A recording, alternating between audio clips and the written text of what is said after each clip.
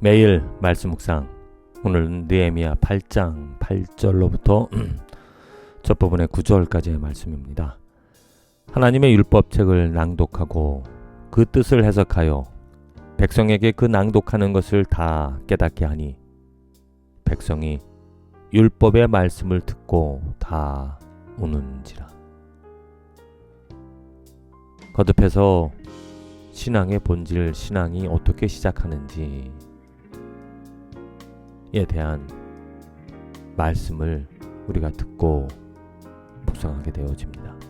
하나님이 찾아오시는 것이라 했습니다. 하나님으로부터 시작한다. 하나님께서 주권을 주체로서 내 신앙을 시작하게 하시고 더 신앙을 유지하게 하며 열매 맺게 하신다라는 거죠. 오늘 느헤미야, 이 백성들이 하나님의 율법책을 읽고 듣고 나서 반응하는 겁니다. 그 하나님의 말씀을 듣고 또 그 뜻을 해석하여 알게 되어지니 나오는 반응입니다. 자기들의 범죄함, 하나님의 법을, 하나님의 마음을, 하나님의 뜻을 알아듣고 그렇게 살아가지 못한, 그렇게 행하지 못한 자기들의 악함을, 부족함을, 부끄러움을 알게 되어져 통곡하며 슬퍼하는 그들의 모습입니다. 오늘 또 창세기의 말씀 살펴보면 이 소돔과 고모라에 대한 이야기가 나오죠. 그 천사들, 곧 하나님이 찾아가서 그들에게, 롯과 그 가족에게 말합니다. 이 성이 하나님의 심판으로 말미암아 멸망당할 것이니 속히 나가라. 그 말씀을 듣고 그 사위들은 어떻게 했습니까? 농담으로 여겼다라고 나옵니다. 말씀에 대한 반응이죠.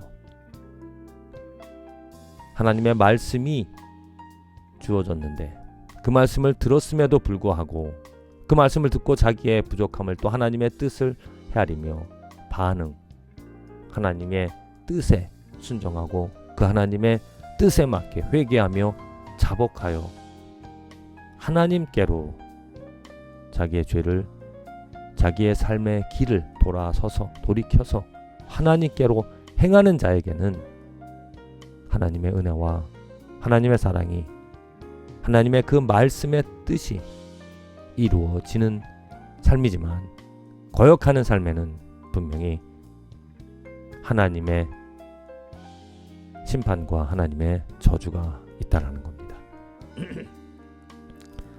나에게 들려오는 오늘 하나님의 말씀, 하나님은 사랑이시고 하나님은 공의롭고 하나님은 정의로운 분이다 라는 거죠. 그러나 만일 그 하나님의 공의와 정의와 사랑에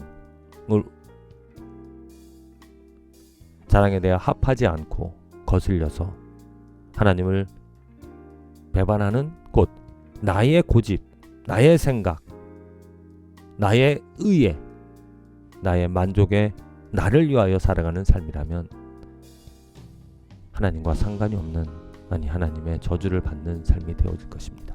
부디 오늘 하나님의 말씀을 듣고 이 느헤미야의 사람들처럼 그 말씀을 듣고 슬퍼하며 회개하며 나의 부끄러움을 깨달아서 하나님께로 돌아가는, 하나님을 찾을 수 있는 하나님의 사람이, 믿음의 삶이 되어지기를 간절히